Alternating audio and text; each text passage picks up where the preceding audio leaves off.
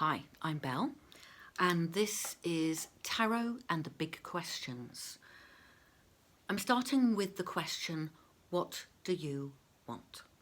And the reason I'm starting with that is because it's the question that comes up most often when I'm doing readings for people and they are looking at their lives. Often they're looking at direction, but they could equally be looking at their relationships, their family, their friends, the structure of their life, or even the things that they have decided which are important, and they may be questioning what it is that they truly want in order that they can go forward from that point. So we have a card here, the Seven of Cups. The Seven of Cups says, what are the qualities which are most important to you? What are the qualities that are important to you? When we think about what we want, we may often focus on the material aspects of our lives. Maybe work, maybe our income, where we live, how we live, our aspirations.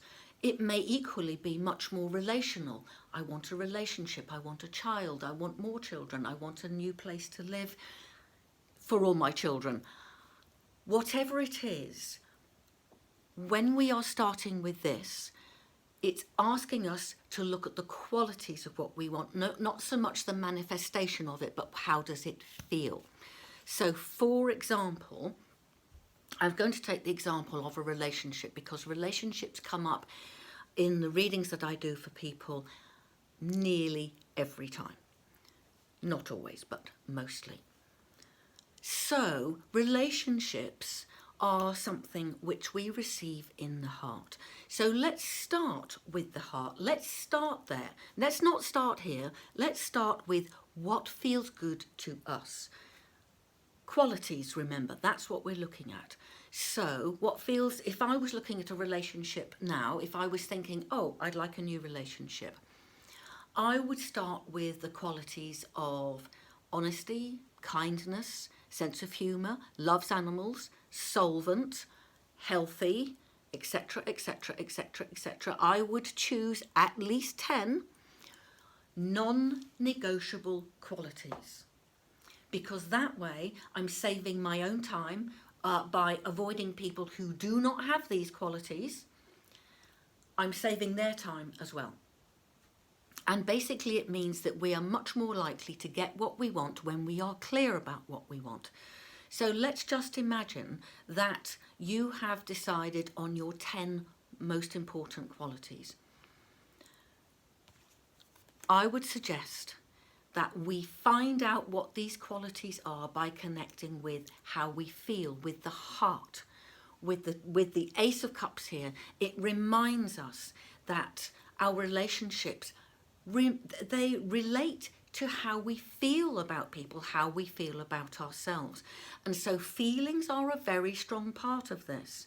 And yet, when we talk to ourselves about what we want, it's very tempting to go up into the head and go, oh, I want this, and actually start going into the how am I going to do this, what do I need, to start to have the intellectual conversation with ourselves rather than connecting deeply with the feelings. This is important. So we're starting off with two very important cards which tell us to identify what the qualities are of what we want and how important it is to connect with the heart in order that we know what the qualities are that are important to us. So, moving on a little bit, let's just imagine that you have decided, yes, I've got all of these qualities, and now what do I do?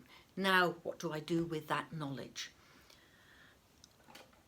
One of the first things is allowing ourselves to want what we want, because part of our culture, this is my view, part of our culture is to keep people in a state of anxiety because we think that we have to look a certain way, we have to have certain qualifications, maybe we have to have a certain background, maybe we have to look in a particular way. Perhaps we need to be young, perhaps we need to be tall, heaven's sake.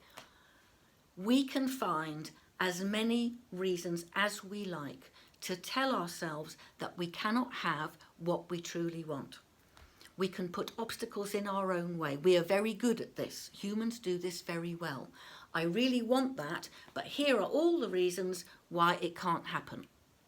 So this is something to look out for. Now, we may think that we're very good at deciding what we want, being clear about what we want. I'm hoping that you are not equally as good at putting the obstacles in your own way. Many of the obstacles that we create for ourselves will be based on what we believe. So the first thing I would do, once I've said to myself, yes, these are the qualities I want, these are my 10 non-negotiable qualities, I would ask myself, what are the reasons why I can't have this? Because I need to know. I need to know what I'm saying to myself. What obstacles am I putting in my way? Because if I am unaware of those, I will imagine that those obstacles are out there. So, bringing it back to ourselves, taking responsibility, the next part of this is to observe our process, to observe the obstacles that we decide are reasons why we cannot do this. I'm going to give you a very short example. For a long time, I've been practicing the tarot for over 40 years, but for a largest amount of that time, I was doing other jobs. I was a teacher, I had various other roles in life. And I came into my mid to late 50s, and I realised I was doing end-of-life care at that time. And I realised that I was coming to a point where I actually didn't want to do several jobs. I wanted to do one thing, and I wanted to do it well. I had a great deal of fear that I wasn't good enough. It would not be sensible for me to try and make my living doing what I loved most. So I had the idea, I knew what I wanted, and then I put a huge obstacle in my own way. Well done me.